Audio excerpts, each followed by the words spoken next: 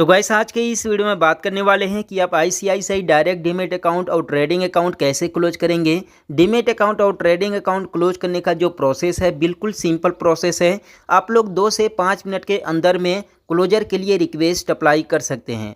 यहाँ पर फॉर्म को कैसे फिलअप करना होगा, फॉर्म को फिलअप करने के बाद डिजिटली ई साइन कैसे करेंगे और ई साइन करने के बाद उसे कैसे अपलोड करेंगे, कैसे अटैच करेंगे, इसके बारे में आप लोगों को एक एक स्टेप बताने वाला हूँ। तो वीडियो को बिना स्किप किए पूरा देखिएगा जिससे कि आप लोगों को सही और सटीक जानकारी मिल सके। तो बेसिकली बता दें कि आप लोग सबसे पहले ऑफलाइन प्रोसेस के बारे में जान लीजिए कि आप लोग ऑफलाइन में कैसे डीमैट अकाउंट को क्लोज कर सकते हैं। तो डीमैट अकाउंट को क्लोज करने के लिए सबसे पहले आप लोगों को एक फॉर्म की ज़रूरत होगा, अकाउंट क्लोजर फॉर्म। तो इस फॉर्म को कैसे डाउनलोड करेंगे ये आप लोग को बता दें। तो सबसे पहले आप लोग यहाँ पर गूगल क्रोम में जा करके सर्च करेंगे। आप लोग को मैं यहाँ पर दिखा दूँ, मैंने इस फॉर्म को डाउनलोड करके प्रिंट आउट भी निकाल लिया है। यहाँ पर लिख करके सर्च करेंगे ICICI direct demat account closure form, तो आपके सामने ये फॉर्म आएगा। सिंपली यहाँ पर क्लिक करके इस फॉर्म को डाउनलोड कर लीजिएगा। डाउनलोड करने के बाद आपके आसपास में जो भी ग्राहक सेवा केंद्र होंगे उनके पास जा करके आप इस फॉर्म को प्रिंट आउट निकलवा लीजिएगा 2 से 5 रुपये दे करके। ठीक, फॉर्म को प्रिंट आउट निकालने के बाद आपके सामने कुछ इस तरीके से 2 पेज आएगा फॉर्म का, और इन दोनों पेज को कैसे फिलअप करना होगा, कैसे डिजिटली ई साइन करेंगे, ठीक है, ये प्रोसेस आप लोग को जानना बहुत ही ज़रूरी है। क्योंकि हमारे बहुत सारे भाई लोग हैं जो कि नॉर्मली फॉर्म को फिलअप करके इसके बाद इस फॉर्म का पीडीएफ बना करके सेंड कर देते हैं और रिजल्ट ये होता है कि डीमैट अकाउंट रिजेक्ट हो जाता है और जो है कि अकाउंट क्लोज नहीं होता है। तो आप लोग को यहाँ पर कुछ डिटेल्स आप लोग को देना होगा, जैसे कि आप लोग को फॉर्म फिलअप करते समय अपना अकाउंट नंबर देना होगा। जैसे कि आपका ये देखिए, आपका ये डीमैट अकाउंट नंबर है तो आप लोग को ये अकाउंट नंबर देना होगा। प्लस आप लोगों को यहाँ पर डेट ऑफ बर्थ वगैरह, पैन कार्ड वगैरह सारा डिटेल आप लोग को एक एक डिटेल यहाँ पर देना पड़ता है। ठीक है, यहाँ पर देखिए अकाउंट नंबर आप लोग को ये देना होगा।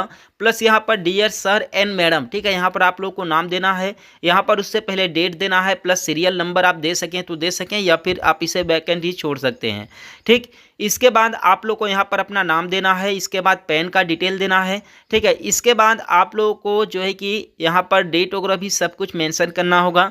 यानी कि बेसिक डिटेल है, आप लोगों को कोई भी इसमें ज़्यादा डिटेल फिलअप करने की ज़रूरत नहीं है। आप लोग आसानी से ये डिटेल फिलअप कर सकते हैं।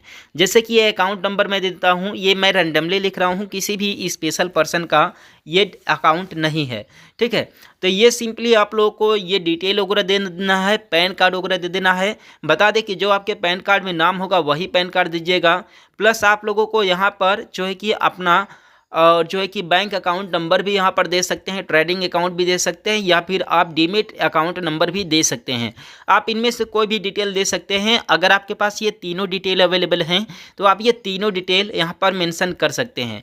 इसके बाद आप लोग को नीचे सिंपली अपना एक साइन करना होगा और बता दें कि साइन आप लोग का मिलता जुलता रहे जिस साइन को आपने जो है कि पहले किया था, यानी कि डीमैट अकाउंट ओपन करते समय।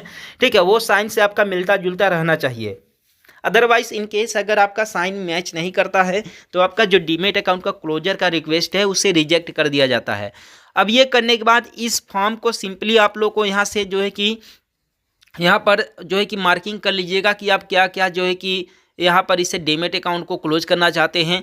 लेकिन डीमैट अकाउंट क्लोज करने से पहले आप लोग को ज़रूरी चीज़ बता दें कि आपके डीमैट अकाउंट में किसी भी तरह का नेगेटिव बैलेंस नहीं होना चाहिए, किसी भी तरह का पॉजिटिव बैलेंस नहीं होना चाहिए, किसी भी कंपनी का होल्डिंग्स नहीं होना चाहिए, म्यूचुअल फंड वगैरह में इन्वेस्टमेंट आपका नहीं होना चाहिए। यानी कि आपका जो अकाउंट हो शुद्ध यानी कि जीरो होना चाहिए, किसी भी तरह का प्लस माइनस नहीं होना चाहिए, किसी भी तरह का सिक्योरिटीज वगैरह उसमें नहीं होना चाहिए।